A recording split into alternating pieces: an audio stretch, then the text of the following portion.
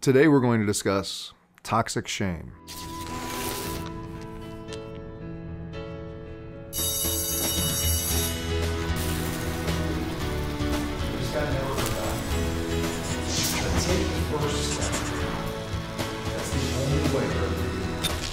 Something that I believe is probably one of the greatest barriers to personal development and self-awareness, and also one of the least talked about subjects, I'm referring to as toxic shame. And what I mean by that is,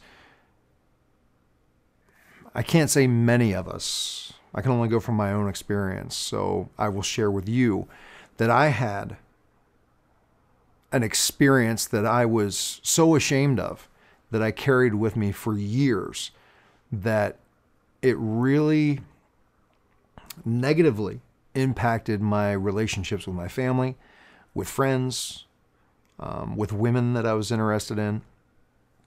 It was toxic. It was killing me in many ways. It was a big part of my drinking, because the thing that had happened, the thing I was carrying the shame for, I perceived myself as a monster. I perceived myself as everything evil that I had been brought up to perceive as good and evil. I need to share that telling this next part of the story is a bit scary for me right now. I've talked about it to people I trust. I have actually written about it, but to do it in front of a camera is a whole other level. So for me to face my fears and to step past my comfort zone, I need to do this. So what I'm going to talk about, I also want to pre-frame a little bit, because I'm careful in sharing this. The experience that I had was of being molested by a female member of the family, an aunt. And I always have to back off of that word molested, because I want to respect people who have been sexually abused, because the experiences that they've had have been much more physically violent, and I don't want to lessen their experience in any way when I say that a female aunt had molested me. But the emotional and mental repercussions of it, I believe, were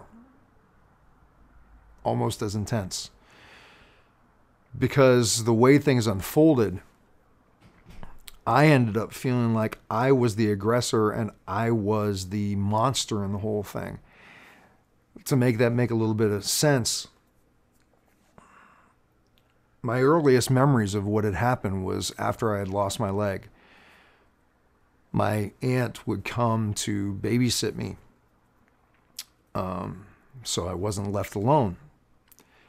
And it started off innocently with just kind of weird comments that were sexually oriented, progressed to playing games of strict poker with her, progressed to her showing me my uncle's magazines. That the one that stuck out in my mind was a magazine of tons of different sexual positions. Then it progressed to inappropriate touching, is the most I can say right now.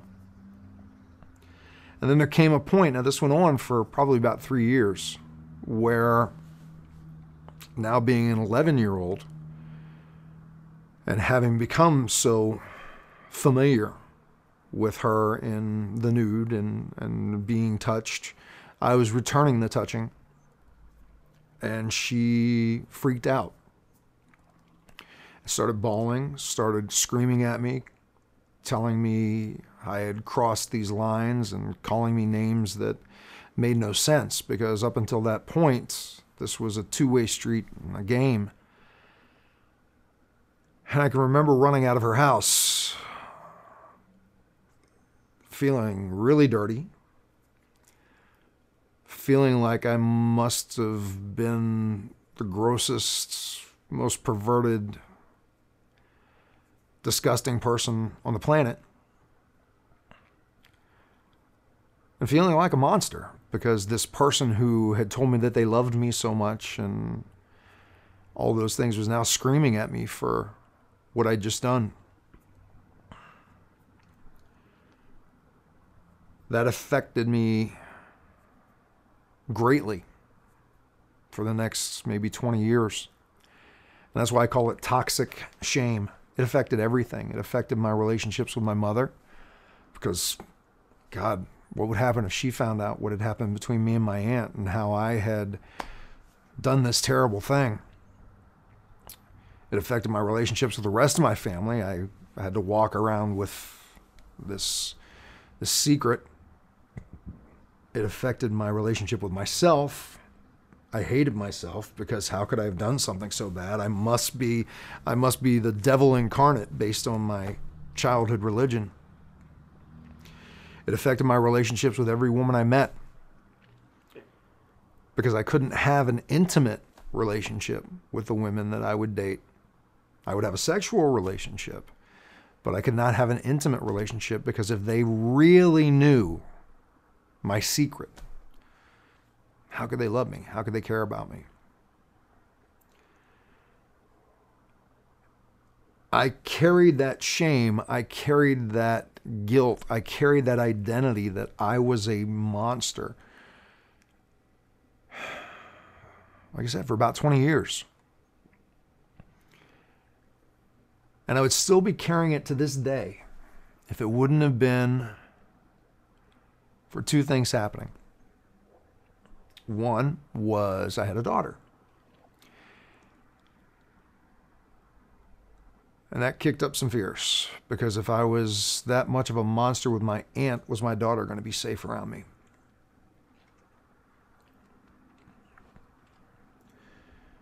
The second thing that kicked up was my mother was allowing my daughter to spend time alone with that aunt. And that scared the living daylights out of me.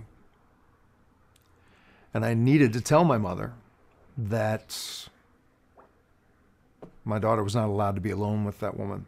But how could I tell that to my mother that her sister was not allowed to be around her granddaughter?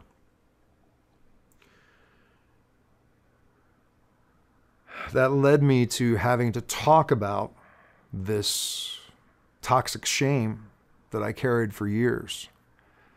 Talk about a confusing point. I was the monster, but I needed to talk to somebody to protect my daughter from this other person. One of the things about toxic shame is that I don't believe people ever do talk to someone else about it.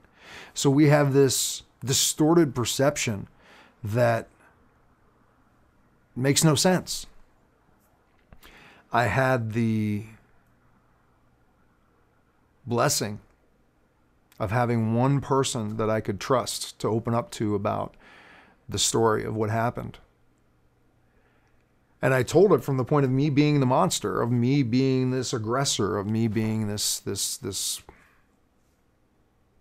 deviant. And the person pointed out to me a different perception. They said, Will, how many 8-year-olds do you know who have the type of knowledge of sex that would allow you to be the dominant, the aggressor in this situation? And with all the things that I had shared with him in that 2-hour conversation, I was like, none. By having this conversation, it was the first time in 20 years that I actually took off that hat, that mask, that whatever, of me being the evil one. And I looked at it from the perspective of, no, I was the victim in this.